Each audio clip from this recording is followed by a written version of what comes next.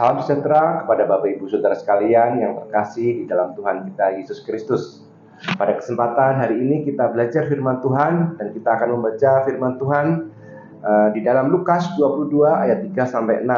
Saya bacakan demikian. Maka masuklah iblis ke dalam Yudas yang bernama Iskariot, seorang dari ke-12 murid itu. Lalu pergilah Yudas kepada imam-imam kepala dan kepala-kepala pegawai bait Allah dan berunding dengan dia. Bagaimana ia dapat menyerahkan Yesus kepada mereka. Mereka sangat gembira dan bermufakat untuk memberikan sejumlah uang kepadanya. Ia menyetujuinya. Ia dalam hal ini maksudnya adalah Yudas Iskariot. Dan mulai dari waktu itu, ia mencari kesempatan yang baik untuk menyerahkan Yesus kepada mereka tanpa tahu banyak orang. Kemudian kita lanjutkan di Lukas 27 ayat 3 sampai 5. Saya bacakan demikian. Pada waktu Yudas yang menyerahkan dia maksudnya Yesus, melihat bahwa Yesus telah mati, Yesus telah dijatuhi hukuman mati. Menyesallah ia, lalu ia mengembalikan uang yang 30 perak itu kepada imam-imam kepala dan tua-tua, dan berkata, "Aku telah berdosa karena menyerahkan orang yang tak bersalah." Tetapi jawab mereka, "Apa urusan kami dengan itu? Itu urusanmu sendiri."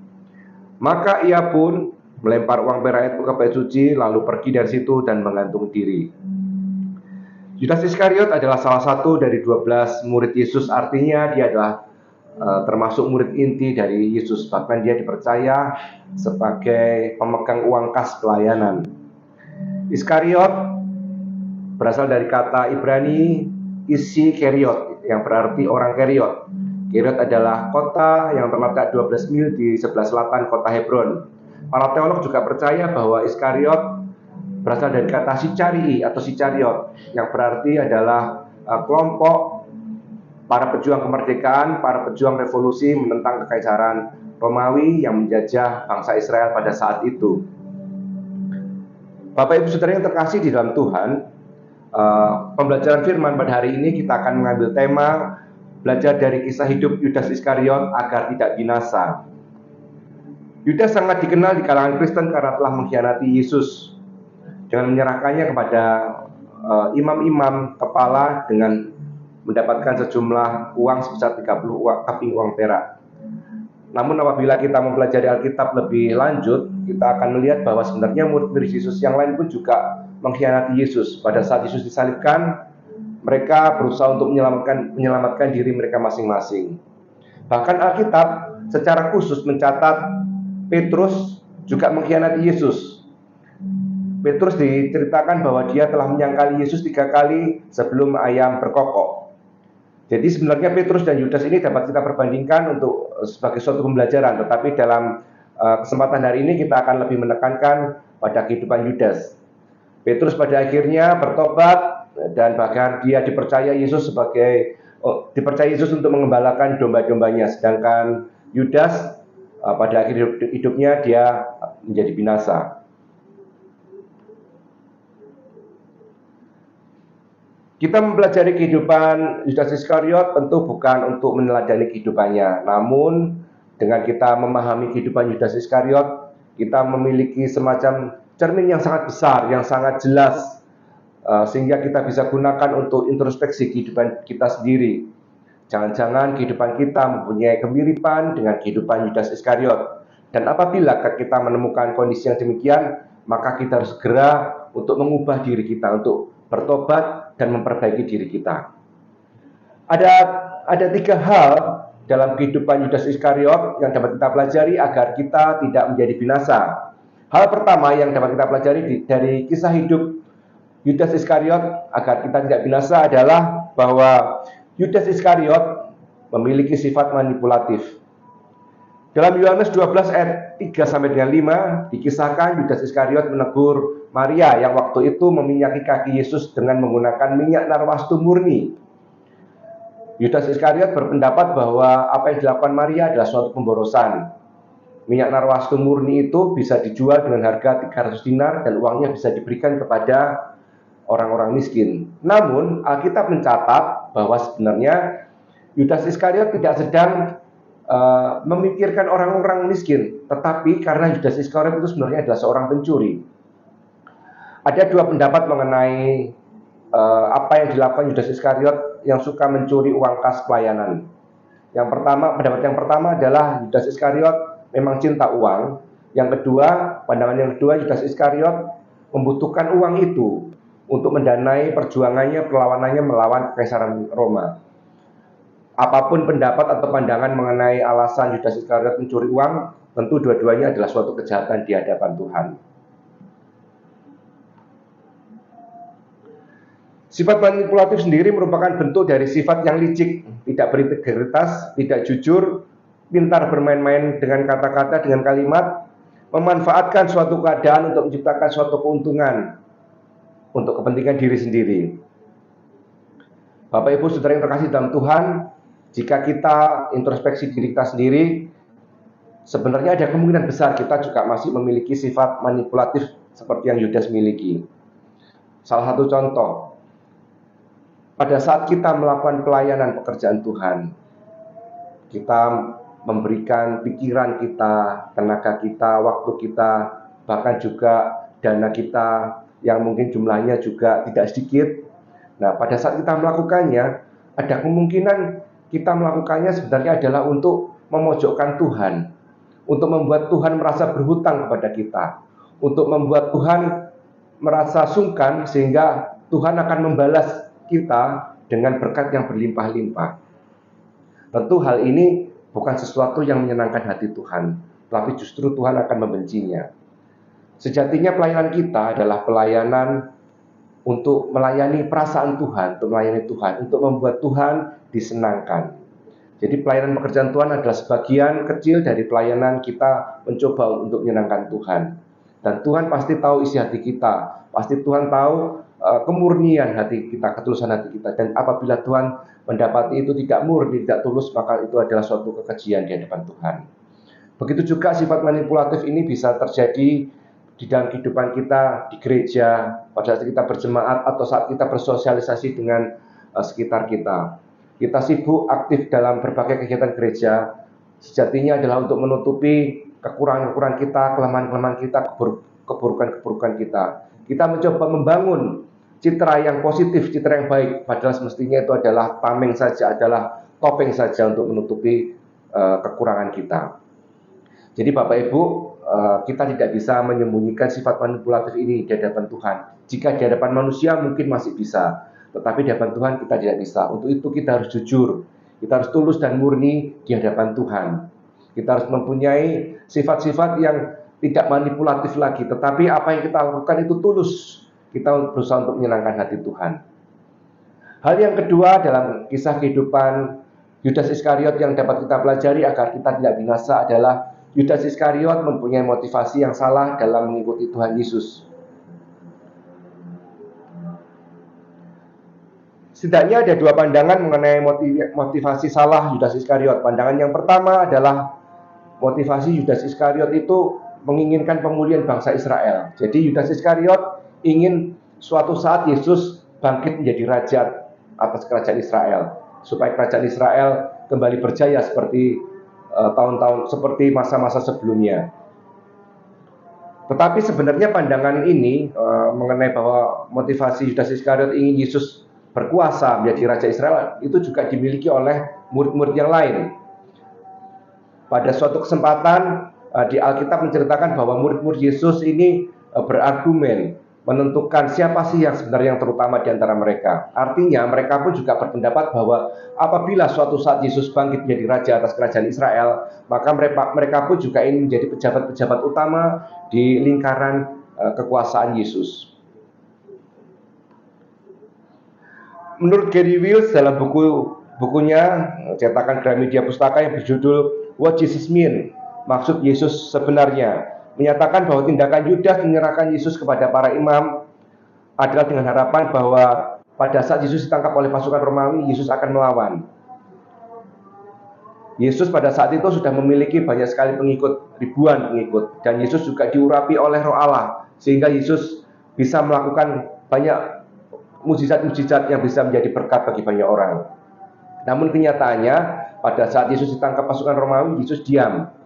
Karena memang Yesus sedang menjalankan misi dari Allah, bahwa dia memang harus mati untuk menebus dosa-dosa manusia, bahwa Yesus harus mempersiapkan dan menyediakan keselamatan kekal bagi manusia. Pendapat yang kedua mengenai motivasi salah Yudas dalam mengikut Yesus adalah bahwa Yudas itu cinta uang. Namun pandangan ini juga dibantah karena 30 keping uang perak pada saat itu nilainya tidak banyak. Dalam Keluaran 21 ayat 30, jumlah 30 keping uang perak itu senilai dengan seorang budak. Walaupun tentunya kondisi pada waktu Keluaran itu dan kondisi pada waktu zaman Yudas Iskariot, tentu keping uang peraknya berbeda dan tentu juga mengalami perubahan nilai uang atau mengalami inflasi. Menurut Bapak Kristanto Sitompul, Sarjana Sains, Kepala Bidang Museum LAI, menyatakan bahwa 30 keping uang perak itu setara kira-kira Rp250.000 saja pada saat ini. Walaupun ada dua pandangan berbeda mengenai motivasi yang salah Yudas Iskariot, namun semuanya juga dua-duanya adalah suatu kejahatan di hadapan Tuhan. Dalam kisah Yesus menguji roh jahat di Gerasa dan memindahkan roh jahat itu kepada sekitar 2.000 ekor babi, sehingga babi-babi itu akhirnya bunuh diri. Hal ini menegaskan bahwa Yesus sangat menghargai keselamatan seseorang daripada sekedar harta benda. Memang babi merupakan binatang najis bagi kaum Yahudi. Namun harus kita ingat bahwa Gerasa itu terletak di area non-Yahudi. Artinya bahwa babi termasuk harta ternak yang sama dengan ternak-ternak yang lain. Jadi sangat tegas Yesus menyatakan bahwa keselamatan seseorang jauh lebih berharga daripada harta benda apapun juga. Begitu juga di Lukas 5 ayat 20, Yesus berkata kepada seorang yang lumpuh, "Hai saudara, dosamu sudah diampuni." Seorang lumpuh ini tentu saja mengharapkan kesembuhan dari Tuhan. Ini kisahnya adalah orang lumpuh. Dia harus digotong menggunakan kasurnya, dibantu oleh orang-orang, dan karena untuk masuk ke suatu rumah di mana Yesus mengajar dan menyembuhkan banyak orang, melakukan banyak mukjizat itu sangat penuh, mereka harus masuknya lewat atap. Jadi mereka bongkar atap dan menurunkan kasur di mana orang itu berbaring sehingga mereka bisa menemui Yesus. Dan apa yang dilakukan Yesus adalah memberikan pengampunan dosa. Memang Tuhan Yesus menyembuhkan, tetapi Yesus memberikan apa yang terutama, yaitu pengampunan dosa, yaitu sesuatu yang bersifat kekal. Orang lumpuh ini tentu berharap dia sembuh, dan seandainya memang dia disembuhkan, toh suatu saat dia akan mengalami masa tua dan dia juga akan mengalami kematian.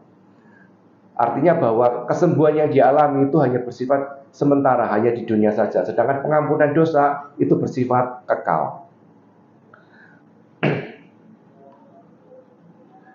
Jadi Bapak Ibu Saudara yang terkasih dalam Tuhan, Yesus kembali menegaskan bahwa keselamatan kekal itu lebih utama daripada keselamatan jasmani selama kita masih ada di bumi ini. Pekerjaan Yesus di Israel adalah untuk mempersiapkan keselamatan kekal bagi kita. Sehingga apa yang terjadi saat itu di bumi, yaitu Yesus melakukan banyak mukjizat, adalah membuktikan bahwa dia seorang Mesias yang dijanjikan, yang dinubuatkan. Memang mukjizat-mukjizatnya pasti itu memberkati banyak orang, tetapi itu bukan tujuan utamanya. Karena sekali lagi tujuan utamanya adalah menyediakan keselamatan kekal bagi seluruh umat manusia.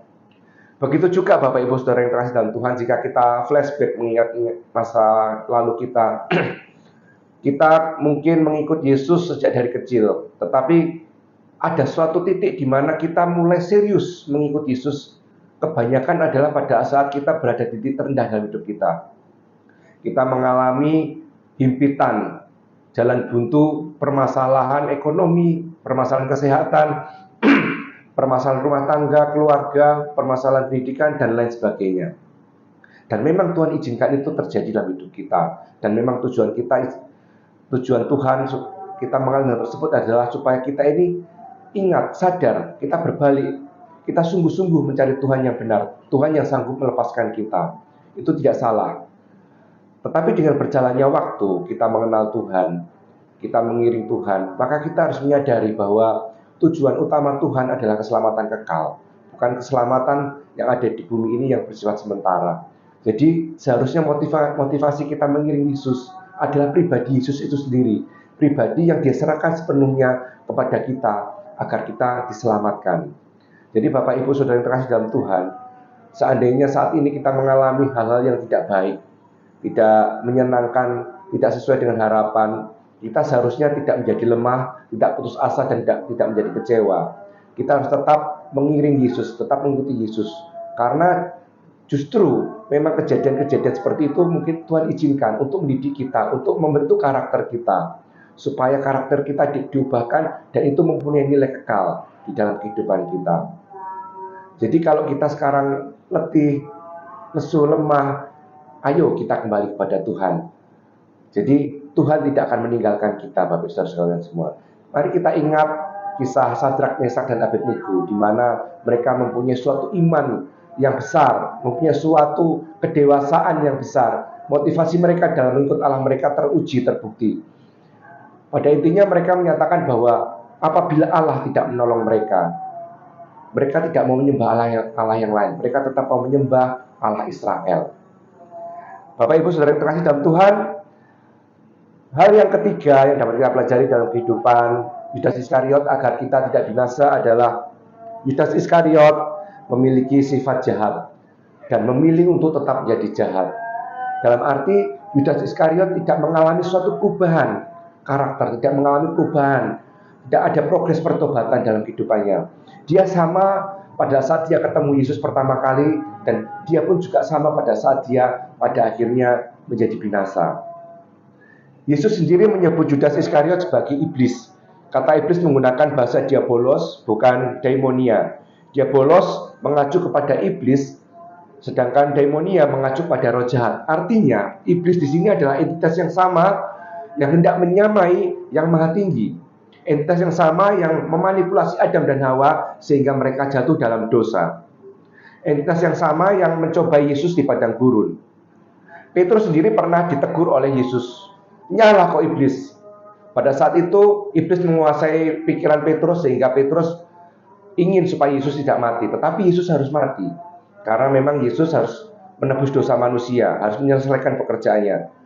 Petrus bertobat dan walaupun sempat untuk menyangkal Yesus 3 kali, pada akhirnya dia bertobat dan justru dia dipercaya Yesus untuk mengembalakan domba-dombanya. Yudas Iskariot melakukan penyesalan yang salah. Selama 3,5 tahun, Yudas Iskariot hampir setiap hari bersama dengan Yesus, tetapi dia tidak mengenal Yesus dengan baik, tidak ada perubahan dalam hidupnya. Sehingga iblis menguasai dia, menutup pikirannya, menutup kenyataan, kebenaran bahwa Yesus itu mau menerima kita.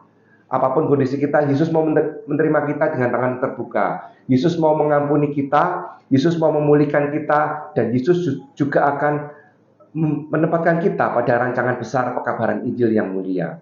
Selama kita bersungguh-sungguh untuk bertobat dan mendekat kepada Yesus. Jadi kebenaran-kebenaran itu dibutakan oleh iblis. Yudas Iskariot tidak melihatnya lagi. Dia fokus pada fakta bahwa dia sudah najis, sudah kotor, sudah berdosa besar. Memang benar seperti itu, tetapi Tuhan masih memberi kita kesempatan. Rasul Paulus juga pernah mengalami penyesalan yang besar, tetapi penyesalan yang besar Rasul Paulus justru itu menjadi pondasi yang kuat, sehingga pada akhirnya dulu yang dia seorang penganiaya orang Kristen, justru pada kehidupan selanjutnya dia adalah seorang martir Tuhan yang luar biasa, seorang pekabar Injil yang efektif. Dia menulis banyak surat di Alkitab. Jadi Bapak Ibu Saudara yang terkasih dalam Tuhan, apabila kondisi kita saat ini adalah kondisi yang kita tidak baik, sedalam apapun kita jauh, sejauh apapun kita meninggalkan Tuhan, kita melakukan banyak perbuatan jahat, selama kita masih hidup, ayo kita kembali pada Tuhan, karena Tuhan masih memberikan kita kesempatan. Tuhan menerima kita, mengampuni kita, memulihkan kita, dan menempatkan kita pada rencana pekabaran Injil yang mulia. Demikian firman Tuhan pada kesempatan hari ini. Bapak Ibu Saudara yang terkasih dalam Tuhan, ada 3 hal mengenai kehidupan Yudas Iskariot yang dapat kita pelajari, yaitu bahwa Yudas Iskariot mempunyai sifat manipulatif, mempunyai motivasi yang salah dalam mengikuti Yesus, dan tidak bertobat. Dia tetap jahat sampai akhir hidupnya. Dan kita memahami itu supaya kita terhindar dari binasa. Terima kasih, Tuhan Yesus memberkati.